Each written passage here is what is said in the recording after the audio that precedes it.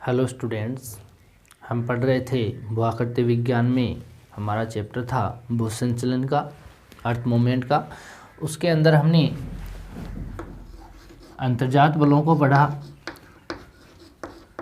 उसमें हमने अंतर्जात बलों को पढ़ा है, जिसके बारे में हमने अंतर्जात में आकस्मिक यानी तीव्र गति से होने वाले बल और मंद गति से होने वाले बलों को पढ़ा।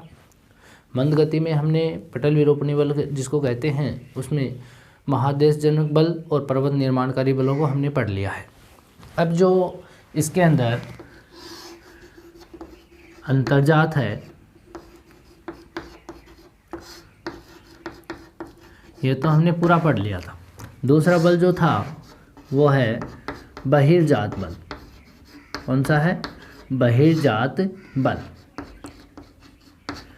इस बहिर्जात यानी एक्सोजेनेटिक फोर्स में हमने बात की थी कि यहाँ पर दो क्रियाएं होती हैं। एक तो होती है अनाच्छादन की, और एक क्रिया होती है यहाँ पर निक्षेपण की, डिपोजिशन, निक्षेपण। ये डेनुडेशन होता है, ये डिपोजिशन यानी निक्षेपण की क्रिया, जमाव की क्रिया। इसमें हम बात करेंगे अनाच्छादन में दो तरीके की। यहाँ पे दो प्रकार की बातें करेंगे। एक बातें तो करेंगे हम यहाँ पे अपक्षय की। किसकी बात करेंगे हम? अपक्षय की। और एक होगी इसमें अपर्दन की। यहाँ पे इरोजन अपर्दन की बात होगी, अपक्षय वेदरिंग की बात होगी। तो यहाँ पे हम बात करेंगे, इन अपक्षय को भी हम तीन भागों में बांटेंगे। यहाँ पर इसको भौतिक अपक्षय में बांटेंगे, भौतिक अपक्षय, और इसको हम रासायनिक अपक्षय में बांटेंगे, रासायनिक अपक्षय, और एक बांटेंगे हम जैविक क्रिया में। किसमें बांटेंगे? जैविक क्रिया में। समझ रहे हो बात? यहाँ पे हम अपक्षय को तीन रूपों में पढ़ेंगे: रासायनिक अपक्षय, भौतिक अपक्षय और जैविक क्रिया। जैविक क्रिया या कह सकते हो प्राणी वर्गीय अपक्षय, या प्राणी वर्गीय अपक्षय भी बोल सकते हो इसको, प्राणी वर्गीय अपक्षय। समझ रहे हो बात? इस तीन भागों में यानी तीन भागों में बांटेंगे हम अपक्षय को, वेदरिंग को। ठीक है। यहाँ पर जो अपर्दन है, इस अपर्दन को हम यहाँ पे बहता हुआ जल में पढ़ेंगे, बहता हुआ जल, और इसको हम पवन के रूप में पढ़ेंगे, इसको हम हिमानी के रूप में पढ़ेंगे या हिमनद बोलते हैं जिसको। इसको हम भूमिगत जल के रूप में पढ़ेंगे, भूमिगत जल। इसको हम समुद्री लहरों के रूप में पढ़ेंगे, समुद्री लहरों। और इसको हम परिहिमानी के रूप में पढ़ेंगे, परिहिमानी के रूप में। आपके सामने वापस बहिर्जात बलों को एक साथ रखा है।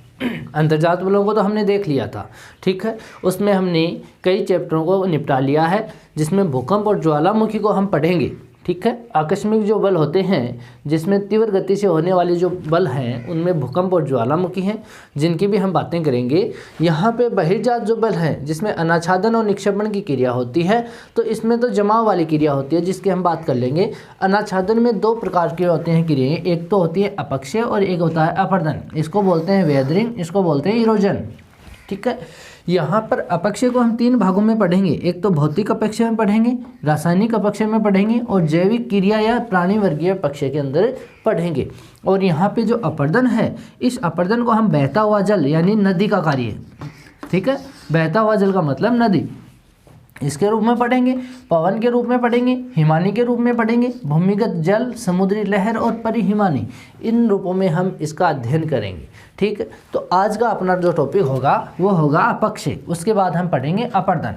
समझ गए बात?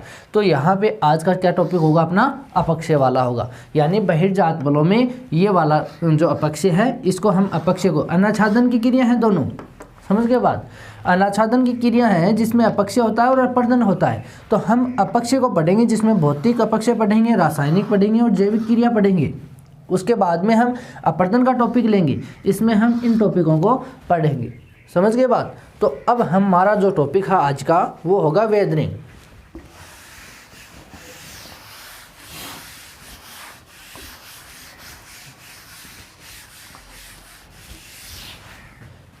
हमारा टॉपिक है अपक्षय।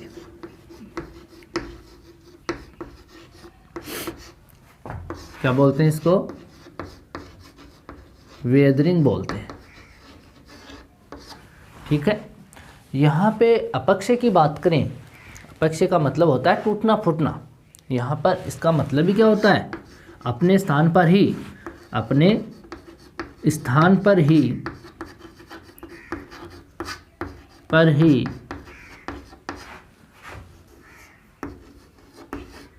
टूटना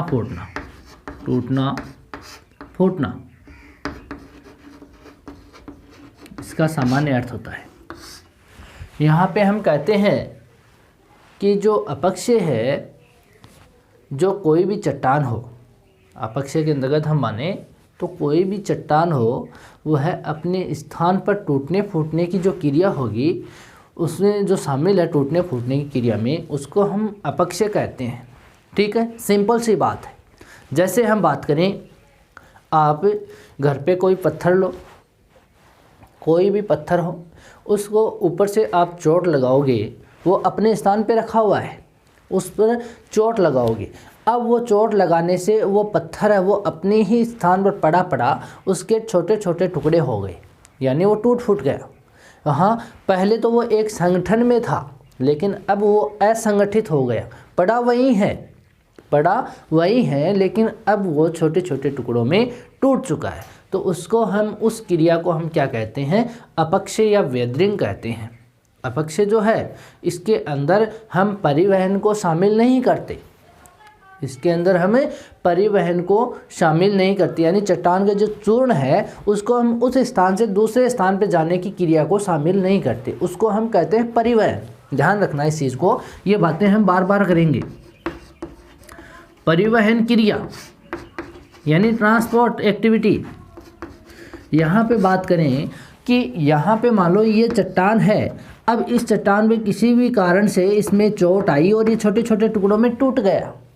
अब ये छोटे छोटे टुकड़े हैं, वो यहाँ इस तरीके से आगे की ओर अगर गतिशील होते हैं, तो उस गतिशील होने की प्रक्रिया को हम क्या कहते हैं? परिवहन करते हैं। क्या कहते हैं? परिवहन। तो परिवहन को अपक्षय के अंदर शामिल नहीं किया जाता है। ध्यान रखना इस बात को कि अपक्षय जो है वो अपने स्थान पर ही जो क्रिया होती है, यानी स्थैतिक जो क्रिया होती है, जिसके कारण हम उसको क्या कहते हैं? अपक्षय कहते हैं। यहाँ पर चट्टान जो चूर्ण है वो परिवहन तथा टुकड़ों के आपस में जो रगड़ खाते हैं टुकड़े वो, और अनेक जो घर्षण होता है उसके द्वारा या जो कटाव की क्रिया होती है, उन सब को हम अपर्दन के अंदर शामिल करते हैं, जबकि यह तो अपने स्थान पर पड़ा रहता है। क्या कह रहे हैं हम? यानी जो चट्टान चूर्ण है, जो चट्टान का चूर्ण है, उसका परिवहन, एक स्थान से दूसरे स्थान पर जाना, उसका परिवहन, और उसकी जो टुकड़ों को आपस में रगड़ है, जैसे मानो यहाँ से कोई चट्टान है, ठीक है, उसके टुकड़े हो गए और वो टुकड़े नदी के द्वारा एक स्थान से दूसरे स्थान पे ले जाए जा रहे हैं। ठीक है, तो वो क्या करेंगे? अब उस नदी में तैरते हुए, लटकते हुए वो टुकड़े जाएंगे। यहाँ पे वो तैरते हुए, ये नदी चल रही है तो इसके साथ में ये टुकड़े लटकते हुए इस तरीके से इसके साथ में जाएंगे आगे की ओर। समझ रहे हो बात? ये गतिशील हो रहे हैं तो आपस में दोनों टकराएंगे। जैसे दो टुकड़े आपस में यहाँ पे टकरा लिए और यहाँ पे टकरा लिए, तो दोनों में क्या होगी? रगड़ होगी, यानी रगड़न होगी, उनके द्वारा घर्षण होगा। तो वो सारी की सारी जो कटाव की क्रिया है, जितनी भी यहाँ पे मानो यहाँ नदी आ रही है तो इसका कटाव करके यहाँ पे इसका कटाव करके आगे ले गई, अब ये इतना ही बचा है, तो ये कटाव की जो क्रिया है, ये सारी की सारी क्रिया किस में शामिल करते हैं? हम अपर्दन के अंदर शामिल करते हैं। जबकि अपने स्थान पे टूटने फूटने की क्रिया किस में शामिल करते हैं? हम अपक्षय के अंदर करते हैं। समझ गए बात? यानी कि इसमें परिवहन को शामिल नहीं किया जाता, ना ही रगड़न या घर्षण बल को शामिल किया जाता है, और ना ही यहाँ पे जो कटाव की क्रिया उसको शामिल किया जाता है। वो सारी की सारी चीज़ें अपर्दन में होती हैं। तो हम अनाच्छादन के अंदर अपक्षय और अपर्दन दोनों को शामिल करते हैं।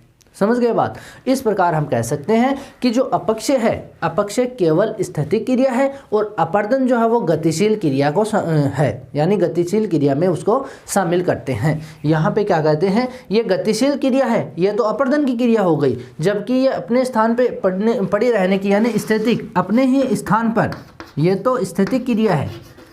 कौन सी क्रिया है? स्थितिक क्रिया, समझ गए। और ये जो क्रिया होगी वो गतिशील क्रिया होगी। कौन सी क्रिया होगी? गतिशील क्रिया होगी।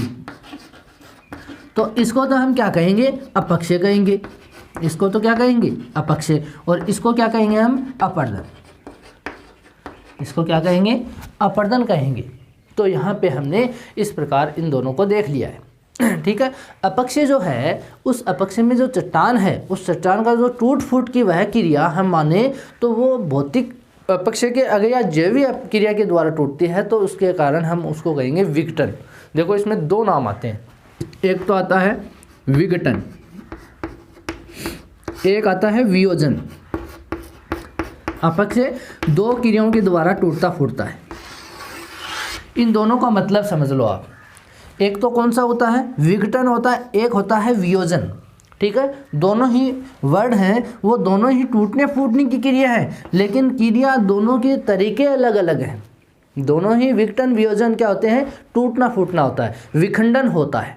किसी भी चीज़ का विखंडन, विघटन हो जाए या वियोजन हो जाए, ठीक है। लेकिन इसकी जो प्रक्रिया है टूटने की वो अलग अलग है। जैसे हम बात करें कि चट्टान है, उसका जो टूट फूट है वो चट्टान अगर भौतिक कारकों के द्वारा, जिसमें भौतिक में कौन कौन से आ सकते हैं, जिसमें वायु आ सकती है, सूर्य तप आ सकता है, तुषार या पाला आ सकता है, जो प्रकृति की देन होती है, भौतिक कारक होते हैं, जो वायु आ सकती है, दाब आ सकता है। ये सारी की सारी भौतिक और जैविक क्रिया यानी मानव के द्वारा जो भी क्रिया के कारण जो चट्टान है वो टूट फूट जाती है, जिसके कारण हम उसको कहते हैं विघटन। क्या कहते हैं उसको? विघटन कहते हैं। यानी भौतिक क्रिया या जैविक क्रिया के द्वारा टूटने फूटने की क्रिया को क्या कहते हैं? विघटन कहते हैं। अगर यही चट्टानें यानी ये चट्टानें रासायनिक जो कारक होते हैं, ऑक्सीकरण हो सकता है, कार्बोनीकरण हो सकता है, जल योजन हो सकता है, यानी जल में घुल करके टूट जाए, या कार्बोनीकरण हो जाए, या ऑक्सीकरण, जैसे लोहे पे जंग लगना, लोहे की जो चट्टानें होती है उस पर जंग आता है तो वो ऑक्सीकरण की क्रिया है, उसके कारण वहाँ पर वो लोहा है वो मिट्टी में बदल जाता है, यानी वो टूट फूट जाता है। तो उस क्रिया को, वो रासायनिक क्रिया है, ठीक है। उसके अनुसार अगर किसी जो चट्टान है वो कमज़ोर हो जाए या ढीली पड़ के टूटती रहे तो उसे हम वियोजन कहते हैं। याद रहे कि जो चट्टानें रासायनिक कारकों से कमज़ोर, रासायनिक कारक कौन से होते हैं? ऑक्सीकरण, कार्बोनीकरण, जल योजन। इन तीनों क्रियाओं को हम क्या कहते हैं? रासायनिक कारक, ठीक है। तो इनसे जो चट्टान है वो कमज़ोर पड़ जाए या ढीली पड़ के टूटती है तो उसे हम वियोजन कहते हैं। क्या कहते हैं? उसे हम वियोजन कहते हैं। तो दोनों का मतलब आपको समझ में आ गया होगा। वापस रिपीट कर रहा हूँ, जो चट्टान भौतिक या जैविक क्रियाओं के द्वारा टूटती फूटती रहे उसको हम विघटन कहते हैं। जो चट्टान रासायनिक क्रियाओं के द्वारा कमज़ोर और ढीली पड़ के टूटती रहे उसको हम वियोजन कहते हैं, ठीक है। तो दोनों को आप ध्यान में रखोगे।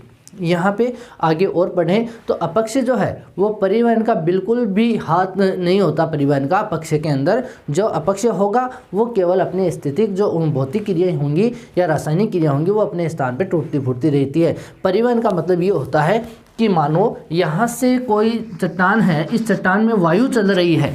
परिवहन का मतलब समझ लो, यहाँ से कोई वायु चल रही है, वो वायु आकर के इससे टकराई, ठीक है।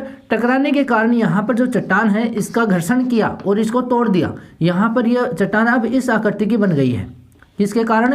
इस वायु के कारण। ये इसको घर्षण करके तोड़ते रहे तो ये परिवहन की क्रिया हो गई, ठीक है। तो इस प्रकार के जो क्रियाएं हैं वो पवन अपने साथ ले गई उन टुकड़ों को। इस प्रकार की क्रिया अपक्षय के अंदर शामिल नहीं की जाती है, ठीक है।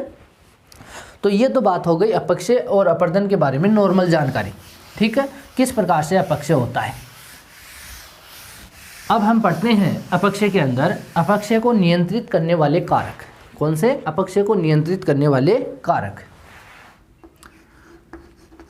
अपक्षय को नियंत्रित करने वाले कारक, नियंत्रित करने वाले कारक। समझ गए बात। यहाँ पे अपक्षय को नियंत्रित करने वाले कारक कौन से हैं? तो यहाँ पे बात करें तो इसमें सबसे पहला जो कारक है वो है चट्टानों का संगठन व संरचना। पहला कौन सा कारक होगा? यहाँ पे चट्टानों का संगठन एवं संरचना। पहले तो इन दोनों का मतलब समझ लो आप। जैसे संगठन का मतलब होता है उसका एक रहना, असंगठन का मतलब उसका बिखरा हुआ। यानी ये चौक है, ये चौक है, इस चौक के यहाँ पे आप उसको देख रहे हो, ये संगठन में है, यानी ये सीमेंटीकरण में। अगर इसका बुरादा हो और वो पड़ा रहे, वो असंगठित रूप है। ध्यान रहे, ये अब जुड़ी हुई है, वो संगठित रूप है इसका।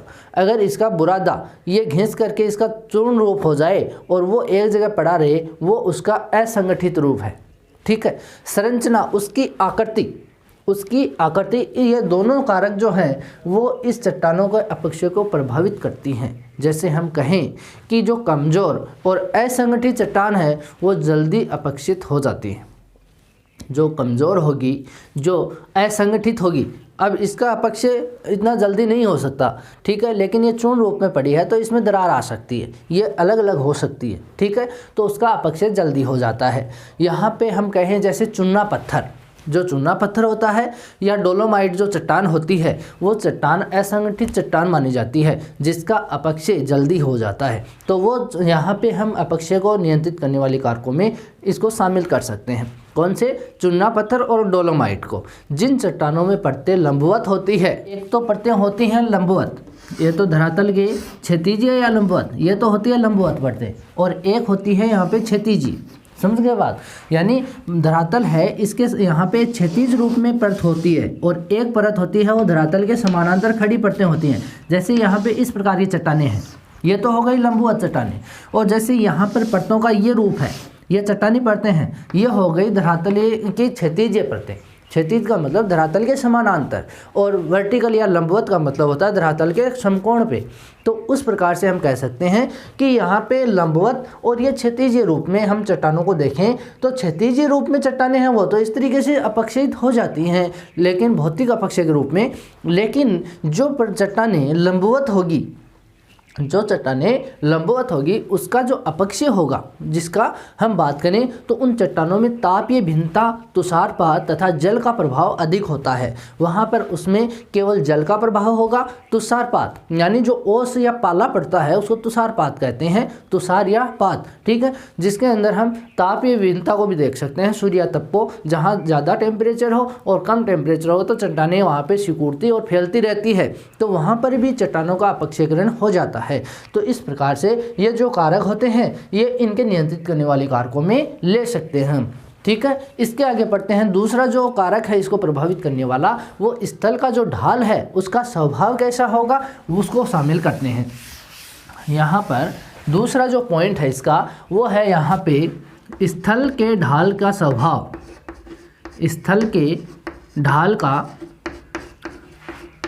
का स्वभाव। समझ गए बात? यहाँ पर ये जो पॉइंट है स्थल के ढाल का स्वभाव वाला, ये जो पॉइंट हम यूँ कहें कि तीव्र ढाल जहाँ पर होगी, यहाँ पे तीव्र ढाल होगी, वहाँ पे अगर जरा सा भी ढीलापन हो गया चट्टान का तो वो उस चट्टान को तोड़ देती है। समझ गए बात? यानी इस क्षेत्र में हम देखें ये चट्टानी भाग है, ये क्या है? चट्टानी भाग। इस चट्टानी भाग का ये ढाल जो होता है वो तो मंद होगा, ठीक है। अगर ये ढाल तीव्र ढाल है, यानी किसी वस्तु को यहाँ पर रखी हुई है और उसको हम देखें तो वो जल्दी से नीचे की ओर आ जाती है, उसको हम कहते हैं तीव्र ढाल।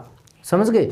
इसको तीव्र ढाल कहते हैं। तो हम कहते हैं अगर ये जो तीव्र ढाल है यहाँ पर इस चट्टान का अगर थोड़ा सा भी या जरा सा भी इसका ढीलापन हो गया तो ये इसका वजन सहन नहीं कर पाएगा और ये चट्टान टूट करके नीचे आ जाएगी, यानी इसका अपक्षय हो जाएगा।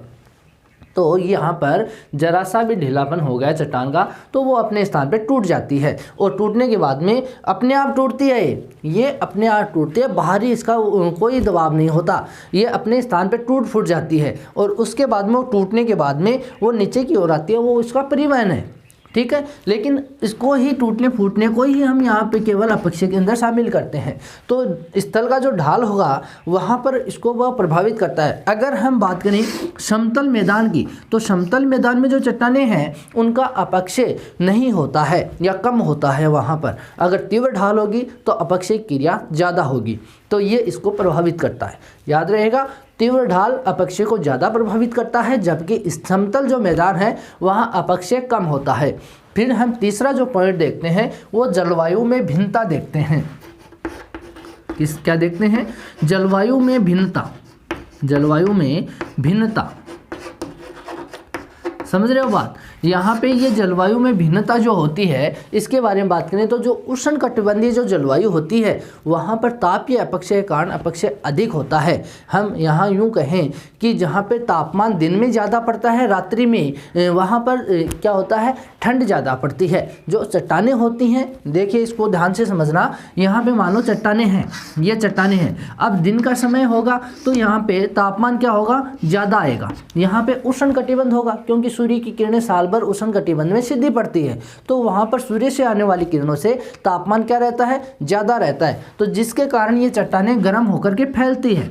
ये चट्टानें क्या होगी, दिन में फैलती है। रात्रि में जब इस जो चट्टान है, यहाँ पे ध्यान देना, एक बात बीच में क्रॉस करके कर रहे हैं कि यहाँ पे जो चट्टानें होती हैं, ये चट्टानें यहाँ पर 1 या 2 मीटर तक ही इस सूर्य की किरण इसके अंदर तक जा सकती है।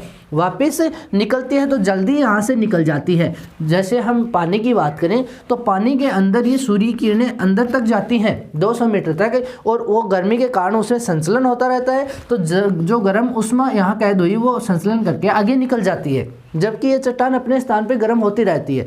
तो यहाँ पे यूँ कहें कि तो इस किरणों का जो अवशोषण है वो जल्दी ही उत्सर्जित हो जाती है, यानी यहाँ से जल्दी ही बाहर की ओर निकल जाती है, जिसके कारण ये चट्टानें ठंडी जल्दी हो जाती हैं।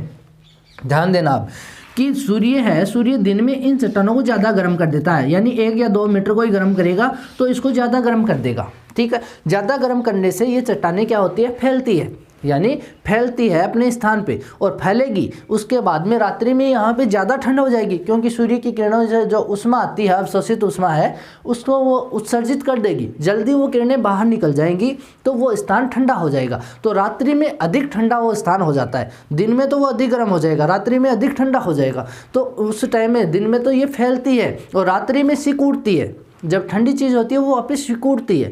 तो सिकुड़ना और फैलना ये क्रिया जब होगी तो वहाँ पर अपक्षय की संभावना अधिक होती है। वो चट्टान अपने स्थान पे क्रैकिंग पा लेती है या टूट जाती है, उसके अंदर क्रैक्स आ जाते हैं या दरार आ जाती है।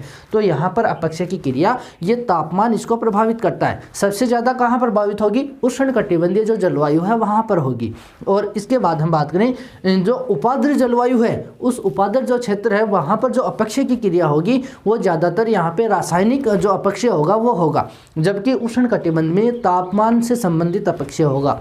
यानी तापीय भिन्नता का जो अपक्षय है वो उष्णकटिबंध में होगा, जबकि उपाद्र क्षेत्र है, उस उपाद्र क्षेत्र के अंदर रासायनिक प्रकार का अपक्षय ज़्यादा होता है, जिसमें ऑक्सीकरण, कार्बोनीकरण और जलयोजन की जो क्रिया होती है उसके कारण वहाँ पर अपक्षय होता रहता है। ये बात हो गई आपके तीनों कारकों की। ये तीनों कारक इस अपक्षय को नियंत्रित करने वाले कारक माने जाते हैं जो इससे प्रभावित होते हैं।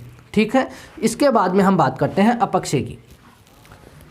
ठीक है, अपक्षय 3 प्रकारों का होता है। कितने प्रकारों का होता है अपक्षय? 3 प्रकारों में इसको विभाजित करते हैं। पहला प्रकार तो हमने बताया कि भौतिक अपक्षय। कौन सा है? भौतिक अपक्षय। ठीक है, दूसरा जो कारक है इसका वह है रासायनिक अपक्षय। रासायनिक अपक्षय। ठीक है, और तीसरा जो इसका कारक है वो कारक है जैविक क्रिया। जैविक क्रिया या प्राणी वर्गीय अपक्षय।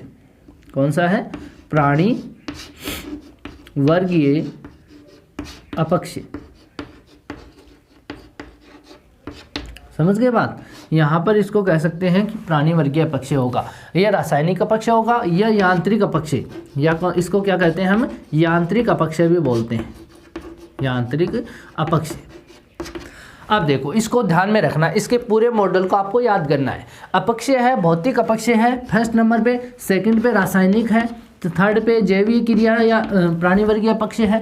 ठीक है, इसके अंदर हम बात करें तो इसको हम कितने भागों में बांटते हैं, कितने प्रकारों में भौतिक अपक्षय, तो इसमें कह सकते हैं सूर्यातप है, दाब है, ताप है, यानी तुषार है, वायु है। इसके अंदर सूर्यातप आता है, सूर्यातप के रूप में अपक्षय होता है। दूसरा हम कहते हैं दाब के रूप में अपक्षय होता है। तीसरा हम कहते हैं तुषार के रूप में अपक्षय होता है, और वायु के रूप में भी अपक्षय होता है। किस रूप में होता है, वायु के रूप में। तो यहाँ पे 4 प्रकार से हम इस भौतिक अपक्षय को पढ़ेंगे, समझ रहे हो बात। यहाँ पे हम रासायनिक अपक्षय की बात करें तो रासायनिक अपक्षय कितने रूपों में होता है, यहाँ पे ऑक्सीकरण के रूप में होता है। किस रूप में होता है, ऑक्सीकरण के रूप में अपक्षय होता है, उसको हम रासायनिक अपक्षय कहते हैं। यहाँ पे कार्बोनीकरण के रूप में होता है, उसको हम रासायनिक अपक्षय कहते हैं, कार्बोनीकरण। ठीक है, यहाँ पर हम जल योजन के रूप में अपक्षय करते हैं, उसको भी हमें रासायनिक में शामिल करते हैं, इस रूप में जल योजन। उसके बाद हम यहाँ पे अगला जो प्रकार देखें इसका, जो सिलिका द्वारा जो पृथक्करण होता है, सिलिका जो चट्टानें हैं उसके द्वारा, सिलिका द्वारा पृथक्करण, इसको भी हम इसके अंदर शामिल करते हैं। ठीक है, तो ये 4 प्रकार हम इसके अंदर पढ़ेंगे, ऑक्सीकरण, कार्बोनीकरण, जलयोजन और सिलिका द्वारा पृथक्करण। फिर हम बात करें यहाँ पर, तो इस क्षेत्र में हम जैविक क्रिया के रूप में देखें तो जो पेड़ पौधे हैं या जीव जंतु हैं या मानव है, जैसे हम इसमें शामिल करते हैं जीव जंतुओं को, यानी जो जंतु हैं वो ज़मीन को खोद करके उसको खोखला कर देते हैं, यानी उसका टूटना फूटना कर देते हैं, या दीमक जैसे जो होते हैं, या पेड़ पौधों के कहें तो उसकी जड़ों द्वारा भी ज़मीन के अंदर उस चट्टानों का टूटना फूटना होता रहता है। तो यहाँ पे पेड़ पौधों को भी ले सकते हैं, पेड़ पौधे। ठीक है, यहाँ पे हम मानव को भी ले सकते हैं, मानव भी इस प्राणीवर्गीय अपक्षय के अंदर शामिल किया जाता है। तो यहाँ पे हम अपक्षय को एक दृष्टि में देख सकते हैं कि कौन कौन सा अपक्षय कहाँ पर कैसा होगा। तो यहाँ भौतिक अपक्षय का मतलब सूर्यातप, दाब, तुषार, वायु, और रासायनिक अपक्षय का मतलब होता है ऑक्सीकरण, कार्बोनीकरण, जलयोजन और सिलिका द्वारा पृथक्करण। यहाँ पे हम जैविक क्रिया प्राणीवर्गीय जो अपक्षय होता है उसमें जीव जंतु और पेड़ पौधे और मानव द्वारा अपक्षय होता है, तो इन क्रियाओं को हम इसके अंदर शामिल करते हैं। इतनी बात करने के बाद में हम इसमें एक टॉपिक उठाएंगे जो भौतिक अपक्षय होगा, जिसके अंदर सबसे पहले हम क्या पढ़ेंगे, सूर्यातप पढ़ेंगे, जो पढ़ेंगे हम नेक्स्ट वीडियो में। आज के लिए इतना ही, थैंक यू।